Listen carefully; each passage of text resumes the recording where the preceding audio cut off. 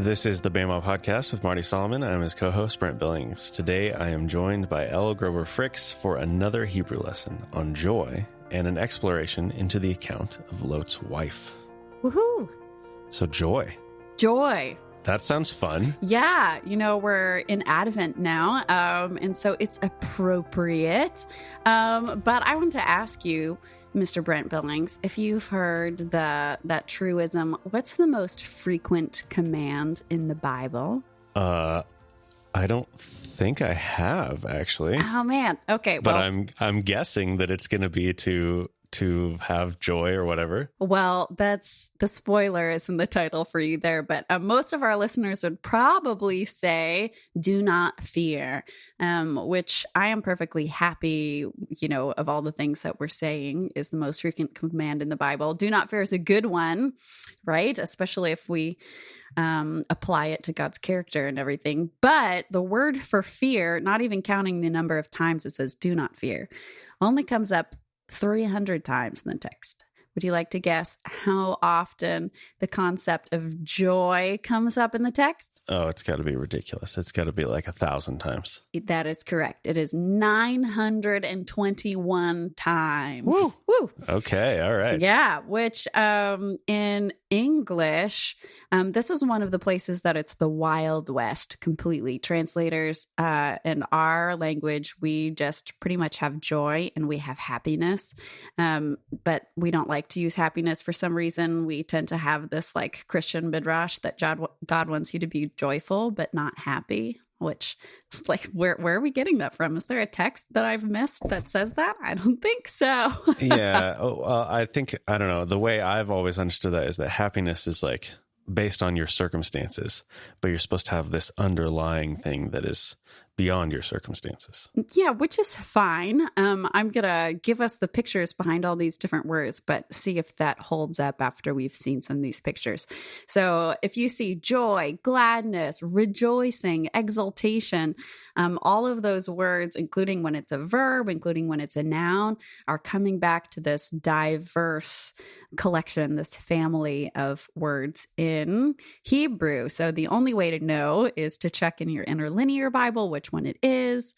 And yeah, start paying attention. So our first word, we're going to go through 6 today. In the presentation. So open the presentation now if you haven't already. Oh, if you would like to. Or, if you're driving, don't. But our first word is sameach. And this is probably, if you speak any modern Hebrew, the most common one that you think of because we use it for holidays all the time. And it is the straightforward idea that you would think of being cheerful, rejoicing. That one doesn't have a more specific picture behind it. So it's kind of the base word.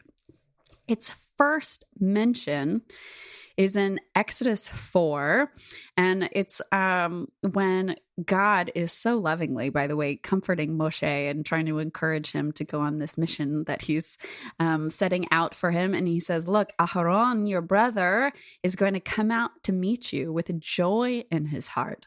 So if you're looking for ways to distinguish between them, I'd put a little bit of a community factor in Sameach about whether it's a holiday, so people are together, or this picture of joy being in Aharon's heart because he's getting to meet his brother.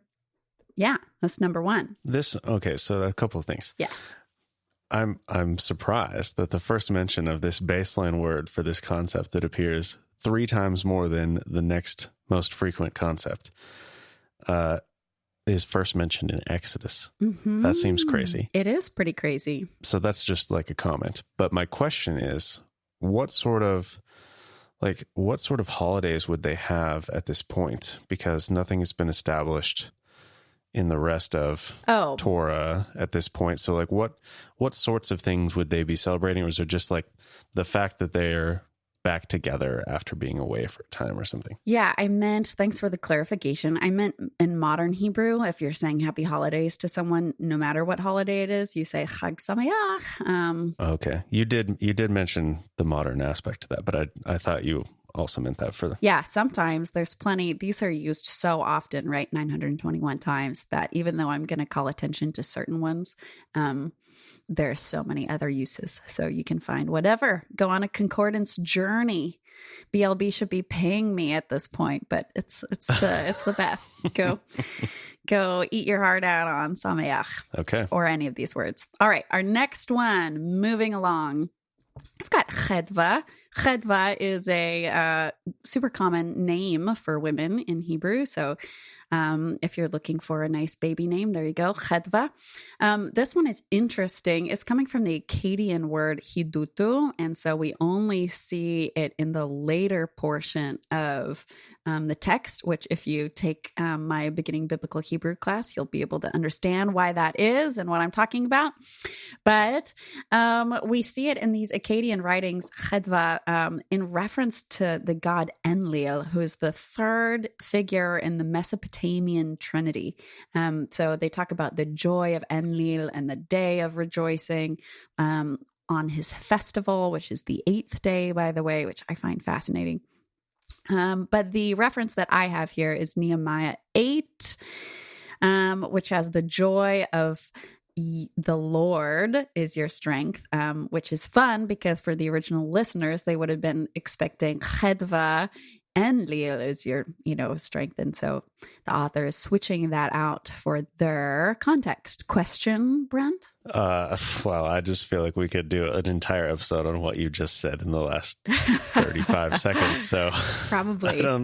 I don't know if I have too many questions, but wow. Okay, great. Okay, excellent. Shush is the third one. That's pronounced shush, not shush, if you're looking at it. Shush. That is a little bit disappointing. I was really hoping for a shush. That's as great. I was putting this presentation together. Darn. Well, we'll find something else that you like. The word for why is llama. If that entertains you, you can yell llama at the sky. That's a freebie. I do like that. Yeah, that is great. There you go. Okay, so the picture for this one is to leap around for joy like a horse, which is great. You can probably find on YouTube if you're not familiar with animals, or if you have a dog or a cat. Millennials love to say that their pets get the zoomies. This is kind of the idea. It's a animal that is bouncing around. They're not jumping up and down like a human does, but leaping around for joy. And what's so beautiful is its first mention is Deuteronomy 28, where it says that God will shush over us to do good to us.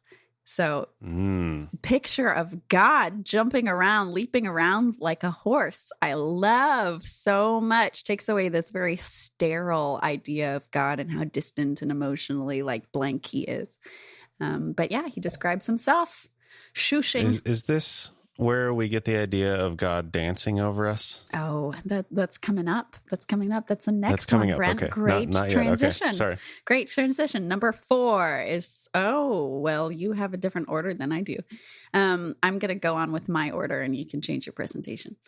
The next one is Gil.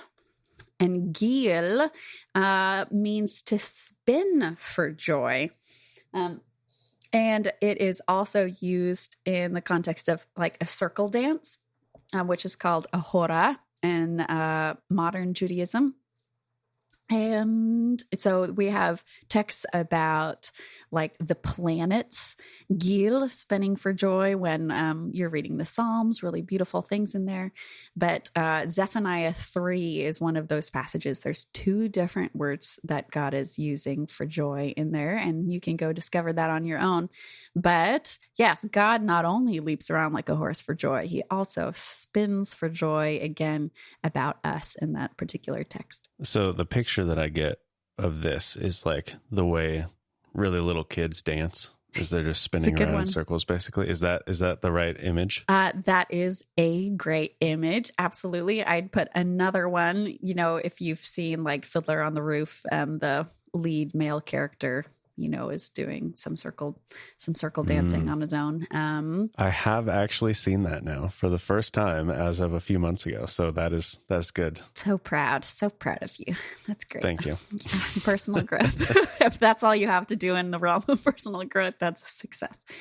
So that's Gil, which is also a more common name, usually Gila for a woman. Okay. Okay. Number 5, we'll do Alas. Alas, similar to shush, means to jump for joy. So, if you go to a concert or a wedding and people are jumping around, that is completely biblical. All of these things are completely biblical ways for us to worship God, by the way, including Allah's jumping for joy. Psalm 96 is the reference I have there. That can be a little fun exercise because there are 4 different words for joy just in the end, in a couple verses of Psalm 96. And you can see the translators being like, oh no. And rejoice, be glad, in rejoicing. And sometimes they throw something like triumph or exult in there. But, who really knows what exult means? Not very many people. This word feels the most celebratory to me of all of them. Maybe that says more about you than the words. Maybe Brent celebrates by jumping around. Yeah, I just think what would motivate me to jump up and the next word we're going to get to is about shouting, but this is jumping, you're putting every bit of energy you have into it. So I don't know. Right. Yeah, we have in Isaiah lots of things about the blind shall see and the deaf shall hear and the lame shall either shush or alas often. Yep. Love it. Yeah. Okay. And the last one is ramen, not ramen. Ramen. And this is an onomatopoeia, which it's not a little, Hebrew lesson if we don't have an onomatopoeia. But it is a shout for joy, which, like you said, we tend to think of woohoo. Pull back from the mic there. You're welcome. But it's an onomatopoeia. So for them, it would sound like, which is the idea, only higher pitched, yeah, I'm not going to do it, but you can imagine people on horses in the movies as they're war crying as they run in. Which, okay. Yeah, which frequently is the context. It's used in war a lot. But the onomatopoeia specifically is for the sound that a flagpole makes in the wind. So if it's stuck in something, and it's bouncing back and forth. Yeah. But the first place we see that is Leviticus 9, Vayikra, chapter 9. And it's in a worship context. It's talking about God showing up and the people fall on their faces and ranan. And I love this, all of these words, not just ranan specifically, because some of us have been raised to have very disdainful opinion of people who express joy, whether that's in the context of worship or out of the context of worship. And that's not everybody, but some of us, we're told that worship should look like sitting in your pew or standing, and being very, very solemn. And that's not the biblical picture at all. Some of us were told that being emotionless is to be rational, or that emotions were weak. But if that was the case, why does God tell us 921 times to have joy? Right. Yeah. And some of us are avoiding displaying emotion because that would mean being vulnerable.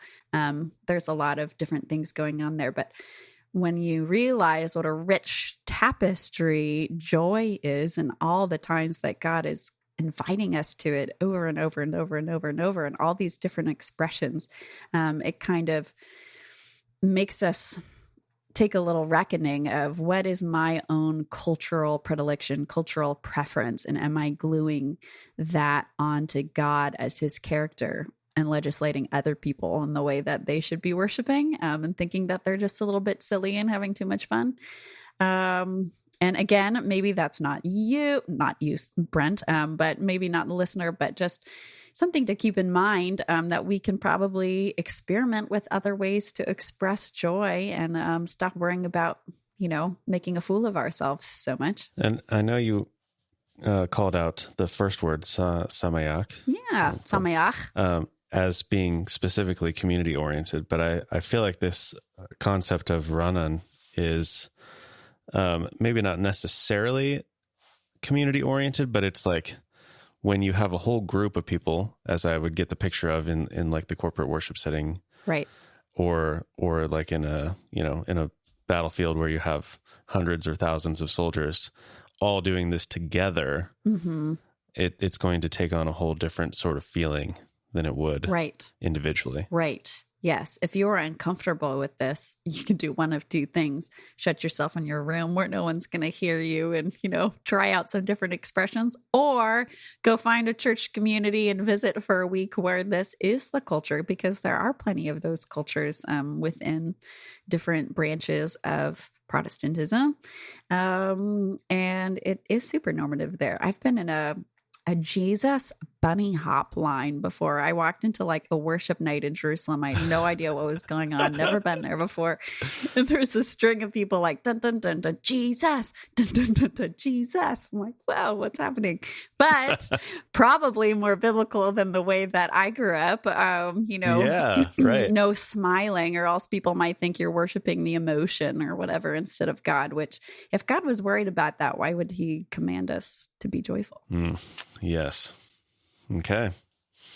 Well, I will say, we have, perhaps some, so all the time people are like, okay, I want to learn Hebrew more. I want to hear more of what Elle has to say. And it's like, well, Elle just keeps creating resources and cannot stop, because apparently the thirst for learning Hebrew cannot be quenched yet. So we have another thing to talk about, Elle. So share what your next project is. Yeah, I have two things. So if you didn't get to take beginning biblical Hebrew when I offered it starting in this fall, but you're like, oh man, I wanted to get in on that and I missed registration. We're starting another class in January, starting from the beginning. And then also, if you are not sure about whether beginning is right for you, or you just finished our beginning class, I'm also starting an intermediate class. So still going on. It's been really fun. We'd love to have you, no matter what your learning level is. A whole bunch of different ages and backgrounds of people showed up. And you can always take private lessons too, if your schedule is more particular, or you just want to learn in private because small group learning isn't your thing. But so that's happening in January, but also kicking off in January as we're looking for new patterns. Some people are making resolutions, trying to set, helpful structures, godly structures in our lives. You might be interested in a podcast that me and my husband are starting. It's called The Text in Us, or Text in Us rather. And all it is, it's going to be pretty short, coming out a couple times a week, probably just two, but it is just me reading my translation of a chapter of the text. We're going to start in Genesis and go through. But taking all of these different words, so I don't just translate joy, I translate it shout for joy, or jump for joy, or leap for joy like a horse.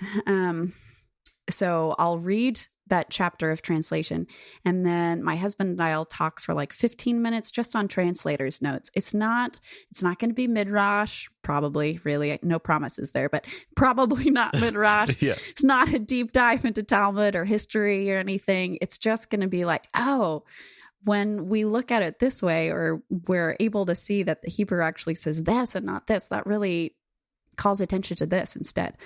So short, something that you can potentially work into your daily routine without being like, oh man, that's a deep learning of, I don't know, Syrian culture, whatever. But our values there, or we want to soak up every ounce of meaning in the text. So I really take the time in my translation to squeeze all of these beautiful pictures out. We also trust the intelligence of readers to speculate for themselves rather than being given all of the answers, because so often translators, if there's any ambiguity, they take it right out. So a pronoun might be he, and they'll stick in God, or they'll stick in Moses instead, because they don't want you to wonder, oh, who's being spoken about here, which rips out our chance to wrestle with the text, which is a bummer. So we leave all that stuff in there. We place a high value on the original aesthetic beauty of the text, and we endeavor to restore it as much as possible. And then we seek to illuminate the culturally informed images within the words that the authors intended readers to enjoy. So if that sounds at all interesting to you, look for us January, the first week. Text in us. We'd love to have you. And that'll be wherever, you regularly find podcasts. Yeah. So this episode will be out before the podcast is out. But once, if you're listening to this episode later, I will have it in the show notes. So, great. And also, where can people sign up for your Hebrew classes? That would be on my website at lgroverfricks.com. Perfect. Okay. But we've got more stuff to do. Plugs over. Lot's untitled wife. Indeed. Apparently. Sort of. Maybe not. She gets a name. We're going to name her. I believe that the Bible didn't name her on purpose. So we'll talk about it. But yes, her name, spoilers, is Edith, from which we get Edith. Edith. Idit. Edith. Okay. But Lot's wife, can you recap in just a couple sentences? Not a whole sermon, Brent. I know you had one prepared, but that's a joke. Just a couple sentences on what's the context in Genesis 19, what's going on, what happens to Lot's wife. Lot's wife turns into a pillar of salt. And as I was looking into this a little bit, I discovered that there is a volcanic deserted island in Japan named Lot's wife. Oh, okay. Okay, that's much better. It's just this pillar of rock sticking up out of the ocean. I'm like, wow. Okay. Thank you, British people, for doing that. I don't know.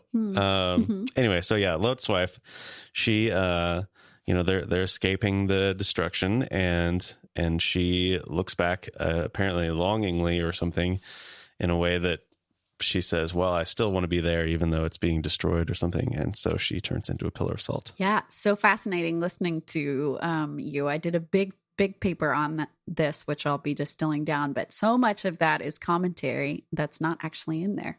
Ooh. Yeah, but we memorize it with all of that commentary because we're trying to make sense of this difficult story, right? So these angels show up, they say the city's going to be destroyed, and it's after this big thing with Abraham and God, where Abraham's like, hey, if there's this many people, will you not destroy the city? And they go back and forth and back and forth. And we'll circle back to that in a minute. But yeah, that's what's going on. So the reason that I want to talk about this story, we're going to look at its reception history.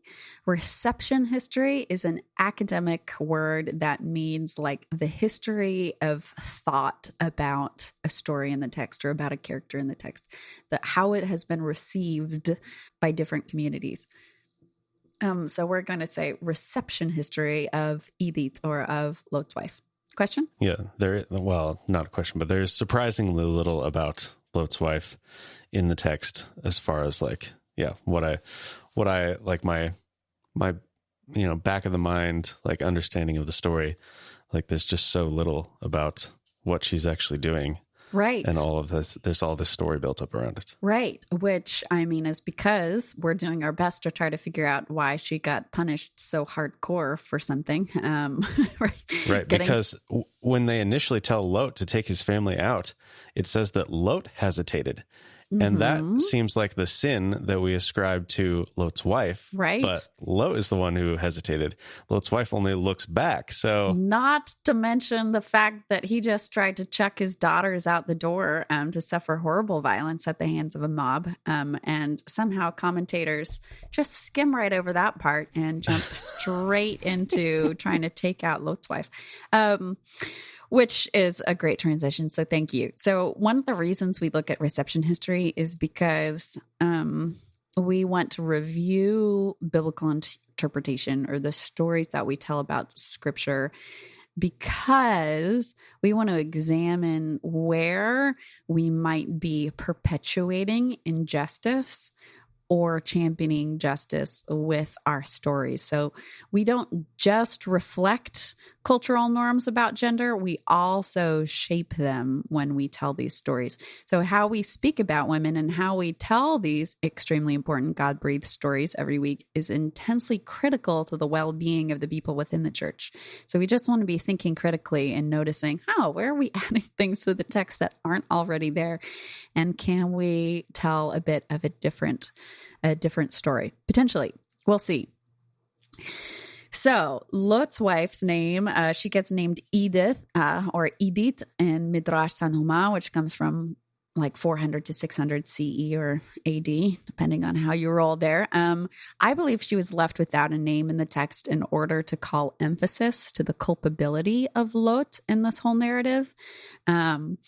Because I don't think that the Bible is inherently sexist or inherently doesn't place value on women. So I think that its choice to label her as someone who Lot had responsibility for and accountability for is intentional.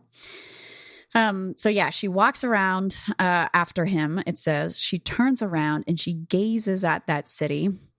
It's the same word that it says that Abraham uses when he looks up at the sky to see the stars when God is talking to him in Genesis 17. So whether that's longingly or it's more just like that she looks at it, not just glancing, she really looks at it. And she's turned into a Netziv Melach. There's no other time in scripture that Netziv is translated pillar.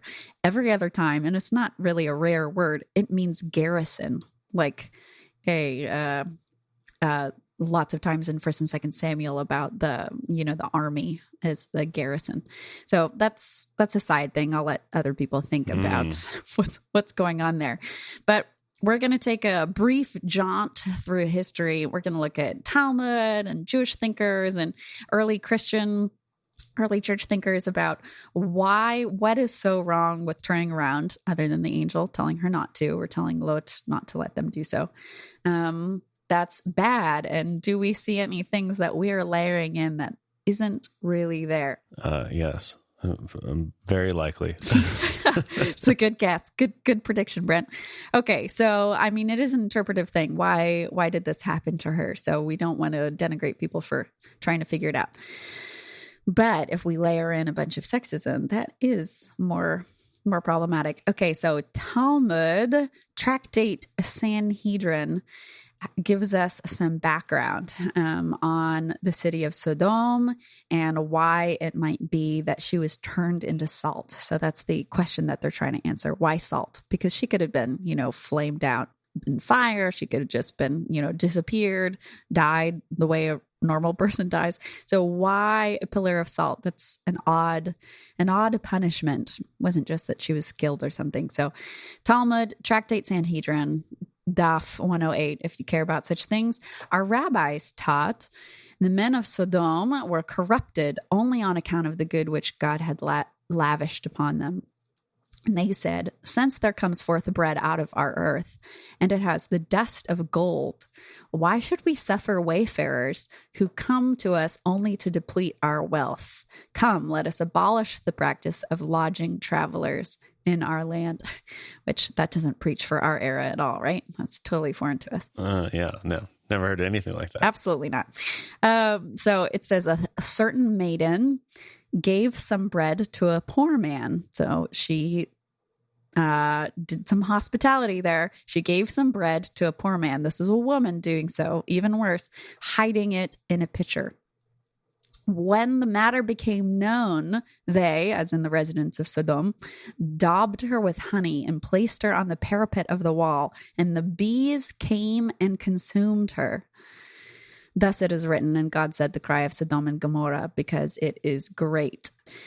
So that's dark. But so the idea that the rabbis take in Bereshit Rabbah, so in the Midrash, is that she gets turned into salt because Lot said to his wife, give these guests a little salt, to which she replied, do you want to introduce here that evil practice too? So they're saying that she was bad at hospitality because she was afraid of getting eaten by bees, apparently. So much so that when Lot is taking in travelers, she's angry about it and won't even give them salt. So that's one interesting explanation. And obviously that's not in the text. It's a midrash, which is fine, but it carries this thing that we might recognize from, sitcoms of the last couple decades of a shrewish wife, right? Who's super annoyed that her husband is having people over and she has to make something for dinner and she's annoyed about it and she doesn't want to do it. Another take on this story says that she actually brought the mob to the house because she on purpose went to go ask for salt from a neighbor, even though she had salt, because she wanted them to know that her husband was breaking the rules. And that, so when she like told on them by asking for salt, then the mob knew that the travelers were there and came. So again, that has more of the picture of nosy neighbor, gossipy wife. You can't trust those women. So what kind of things are being reinforced by that telling? Not good ideas. I wouldn't say personally. Maybe you're totally fine with that, Brent. Yeah, and women are just super gossipy shrews. What's your problem, Elle? I mean, I don't watch a lot of TV, but I mean, that almost makes me think more of, I mean, that's just been the way that women are portrayed for a long time. Right. Yeah, there's more Jewish stories, Jewish commentary on this that says it works with the word for my roof, in that Lot says, don't do this thing to these men because they came under my roof for protection. So they say Lot's wife said, like, this is your portion of the house and this is my portion of the house, and they can't be under my roof because I don't support you and what you do. And again, the same kind of picture. But so that's the Jewish wrap up from, again, a very limited time period. But around Jesus's time and after. That's not great. That's not, we're reading a lot into the text there that don't think is super great to repeat continually to our congregations, but maybe the Christians are better. Maybe they're. So let's check. Have you heard of Origin, Brent? Wow, not Ben, Brent. There is a Ben who thinks that he looks a lot like me. So there you go. Somewhere he's very happy. Origin, the person? Yes.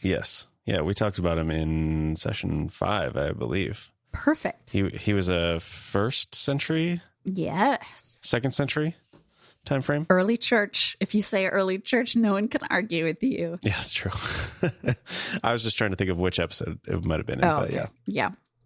Yeah, super important. One of our first biblical commentators who goes through the whole Bible and talks about things. So he says that she turned into a little statue of salt, which is a bizarre, diminution of the story. Like, she's a garrison and you're going to change her from that into a pillar and then into a little statue. Like a little salt shaker kind of thing. Yes. A little statue of salt because she was terrified by the excessive crackling of the flames.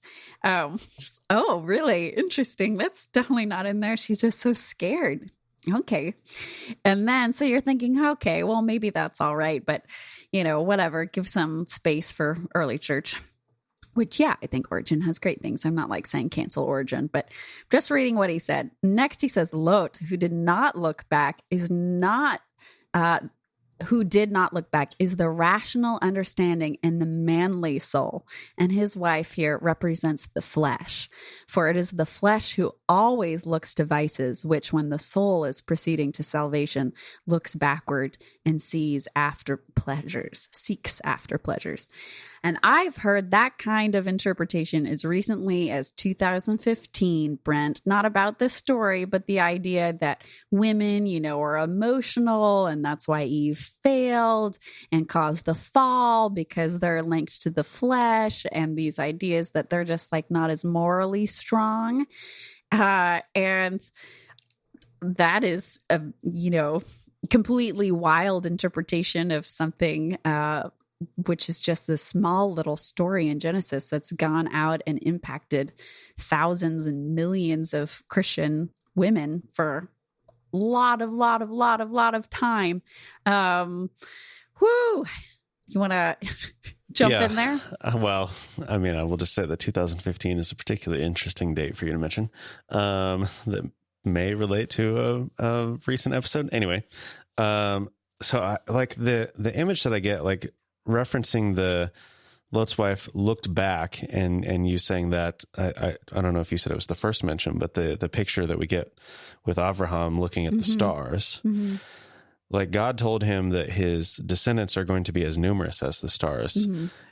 And so like I would just think like, oh, he's just looking at the stars, like trying to imagine what that would even be like, because, you know, he hasn't even had the one kid, and yet he's supposed to have this whole thing, and just like trying to comprehend it all.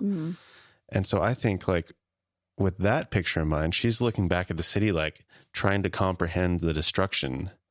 Yeah, well, but not in like a longing sort of way, right? Necessarily, right? Yeah, we'll talk about a different picture in just a second, because we're putting so much into the text that's not there. Like, let's let the text be what it is, but not weave our own ideas about women into the text and then call it biblical, because the propagation of these perceptions that it's in women's nature to sin and they're without self-control or discretion compared to how the rational men, that abets the abuse of women and violence against them and their exclusion and participation from religious circles and church leadership and all those things.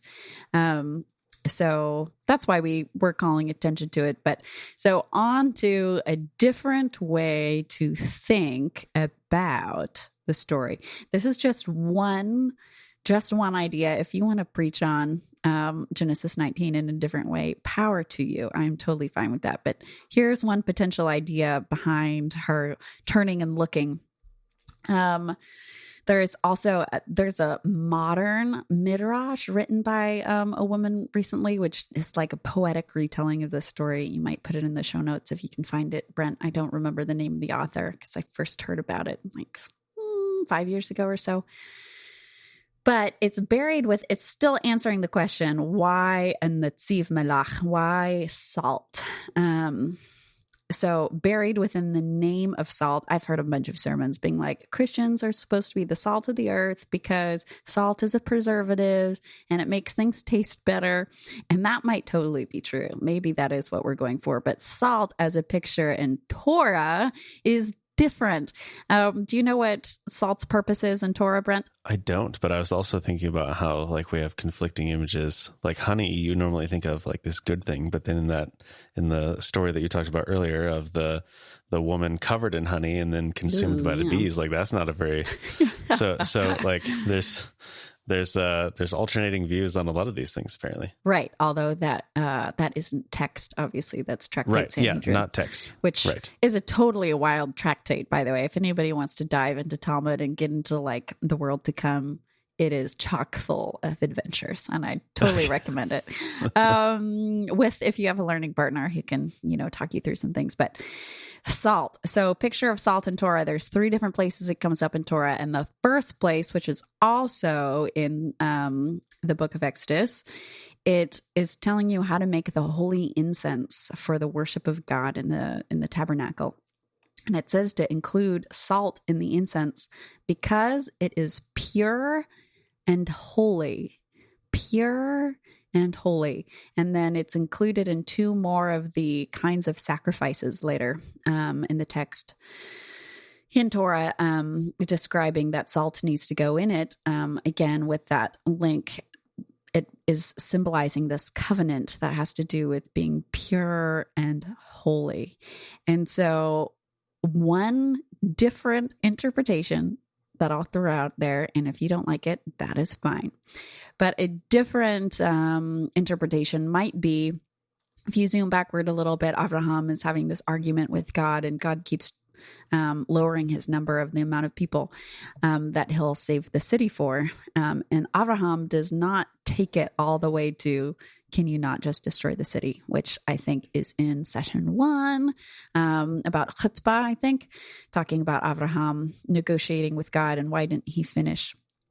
So one interpretation that I put out there would be that that it's linked to that story, that it's possible that if Avraham had kept negotiating with God and kept whittling God down and calling upon what God has stated his character is, that he's steadfast love and mercy and slow to anger, that then the city would have been destroyed at all. So what if this woman is actually holy? What if she is actually a good character? And as she is leaving, she has been told by the angels, don't look back. And she does break that rule. So if that makes her not good anymore, okay, fine. But what if it has to do with her saying, I can't believe the city is going to be destroyed, when, like in our story about Jonah, they had so much potential. They could have repented. This could have gone a different way. And as she turns to look at the city, she is turned into a pillar of salt, because what she saw in it was potential for purity and potential for holiness. And so it was God marking her, because salt is pure and holy, and leaving her as a testimony of what that city could have been. Not just the smoke going up, not just the rubble and ruins that were left over, but also this marker to say she saw. And that's why she turned and looked. She was mourning the death of all of these people, and she would have rather stayed and testified to the fact that it did have potential, and there was, in the midst of all the darkness, something pure and holy in the center that she wasn't able to keep walking on and ignore and just go save herself. Right? And so good. The salt too. Last thing to throw in, salt, malach. The picture behind it is something that's being pulverized, which makes sense, if you think about salt, it's little crystals. So as she turns and her heart is broken for the people who are left behind, she watches this heavenly weaponry destroy her cities. She's transformed into something which also denotes pulverization, along with holiness and purity and solidarity with them. A different perspective. A different Very perspective. different perspective. A different telling. And again, it's just a telling. If I get to heaven, and talk to Lot's wife, and she's like, oh no, that totally wasn't what was going on. I just was bummed out about missing my comfortable house. I'll be like, oh man, okay. Alrighty then. That's fine. But yeah, I just wanted to think about the way we tell our stories and what kind of messages we're communicating in the midst of all that complexity. Yeah. And considering how little we have in the text about it, like, are we going to assume things with a good eye or a bad eye? Okay, Jesus. Okay. I mean, yeah. I don't know. Does Jesus talk about Lot's wife at all? No, he says good eye, bad eye. No. I mean, I'm just thinking if he commented at any point, right, offhandedly, right. Yeah. That would be the question to ask. Yeah, and if you do preach on it, please call attention to the fact that Lot is the one who sends out his daughters, and then also, starts other shenanigans with them in the next chapter, before you spend a whole hour harping on how she had unbelief or whatever. Like, and she isn't mentioned at any point after this, right? As far as I'm aware, I don't. She becomes the pillar of salt, and then it's like she doesn't even exist. There's no mention at all. Well, it depends what you think, because lots of people say that Sodom and Amorah were in the place where the Dead Sea is now, and that the Dead Sea is the leftover rubble of them. All of that salt is from them being pulverized. And some people say that there is a stone thing that looks like her. Of course, it doesn't make sense because it's not made out of salt, but whatever. So you can say whenever it talks about the Dead Sea in the text, it could be hearkening back to this story, but that's an interpretation. Yeah. Interesting. Yeah.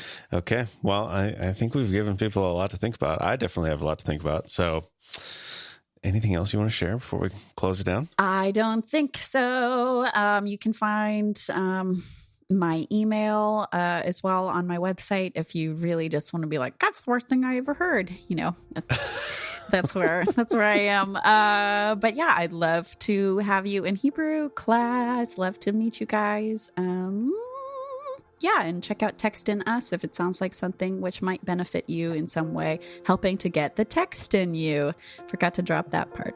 Yeah, it is amazing to me how many people ask about learning Hebrew. And I don't know if people have always been asking and I just it hasn't clicked, but it seems like, you've started your classes at just the right time when everyone is suddenly very interested in learning Hebrew. We're we have something to point people to, which is great. So. Yes, and you get to do it in community with other Baymont people. So it's not like trying to do Duolingo, which is modern Hebrew, by the way, not biblical Hebrew, on your own, trying to keep yourself accountable. Come join us. We have lots of fun, lots of laughter. It's good.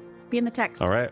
Yeah. That's what we need. That's what we need, more of that. So that'll do it for this episode. If you want to find more details about the show, go to BaymontDiscipleship.com. We'll have links in the show notes for everything that Elle talked about, her website, her upcoming podcast, as soon as that link is available, and everything else. So thanks for joining us on the Baymont podcast. We'll talk to you again soon. Bye.